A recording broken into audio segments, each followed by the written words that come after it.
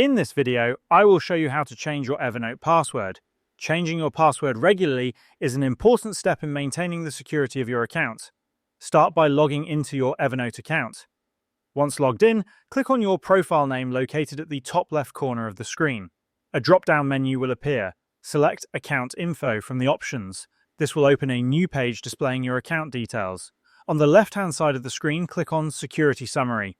Under the Password section, you'll see an option labeled Change Password. Click on it to begin the password change process. You'll be prompted to enter your email address. After entering your email, click Send Recovery Email. Evernote will send a password reset link to your email address. Open your email inbox and locate the email from Evernote. Click on the Reset Password link in the email. You'll be redirected to a page where you can enter your new password. Type in your new password twice to confirm it, then click Update Password. Your password will be updated, and you can log in using the new credentials.